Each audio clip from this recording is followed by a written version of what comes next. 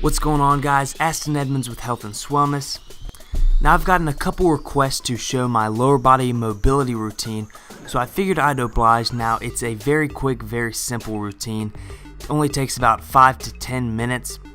Now, I start off with just sitting into a squat, and what I'm focusing on here is pushing my knees out and contracting my glutes as hard as I can.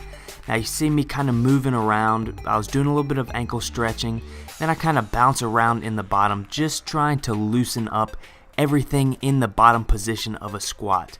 Then I move on to something called a squat to stand, where basically I squat down and try to keep my head as low as possible as I move my hips up. This really stretches out the hamstrings in a dynamic way. Here it is again from a different angle. Now, all my mobility moves are dynamic stretches or dynamic warm-ups. I do not do any static stretches. Next, I move on to leg swings. Now, what I'm really focusing on with these is the backwards portion. So most people focus on the hamstring stretch or the forward motion, but I really focus on the hip flexor stretch. So sending my leg backwards as far as I can, really flexing my glutes, using it as a hip flexor stretch and a glute activation exercise. So then I do just leg swings from the side. Once again, focusing on the inward portion as much as the outward portion. So as I bring my leg through, it stretches out my glute, and as I bring it out, it stretches out my groin and hips, and also focus on glute activation throughout the entire movement. This is one that I do as a static stretch sometimes, but I try to keep it a little bit dynamic, just working through the range of motion. Basically, I start off in a hip flexor stretch and then move my hips back to create a hamstring stretch. And now I just do it smoothly, slowly, back and forth, getting the stretch in the hip flexor and then the stretch in the hamstring. Trying to move everything through a full range of motion, increasing, a little bit each time I do it. So how many reps I do on each exercise is just determined on my needs for that day. So some days I'm tighter than others. If I don't need the extra mobility, then I won't do it, just because I feel like it's a waste of time if I already have adequate mobility.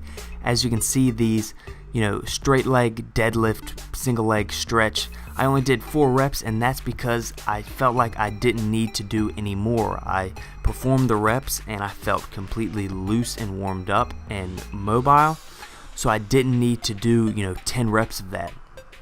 So then we're moving on to warming up for the squat. Now, today I was supposed to do 95% of my max for as many reps as I could get. So I had in my mind 5 reps. That's really what I wanted to get. That would put me at a very significant increase on my estimated 1 rep max. And so I was really hungry for that. So people who have been, watching me for, a couple weeks now know that I had a string of, injuries. I had an issue with my back, then I had an issue with my hamstring. So I've squatted 335 for 5 plenty of times before. Before the slew of injuries, was 350 for 4. So getting this was, well within my capabilities, and I wanted it badly. Now, the weights actually moved pretty well during warm-ups. Form did feel a little bit awkward, but since the weights were moving well, I didn't think anything of it. But I'll let you guys watch this attempt.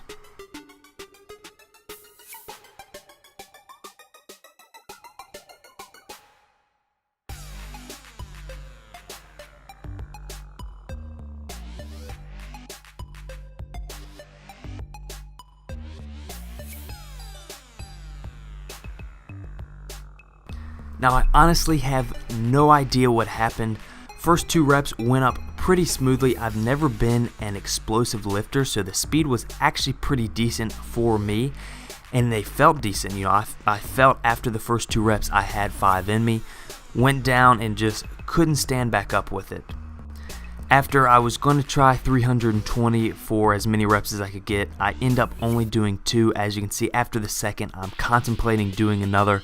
But I was feeling pretty beat up from that failed attempt, so I figured I'd play it safe and just go ahead, re-rack it, call it a day on squat. Now unfortunately, my estimated 1 rep max did not improve during this 4-week cycle, and that's okay. I'm dieting, so maintaining strength is the primary goal. An increase of strength would be great, but I'm happy that we maintained it. But I'm excited to try it again on week 4 of the second round because I know that I can get it. Feel like today, my form just wasn't feeling right. My mind wasn't there. So give me another try in 4 weeks. That'll be right at the end of my diet, right when I'm at my weakest, but I'm gonna hit it. I guarantee that. So we finished off with some deadlift rep work, but that's the end of the video. If you enjoyed it, thumbs it up for me, please. Also hit subscribe. You'll be notified when I upload future videos. But in the meantime, thanks for watching and have a great day.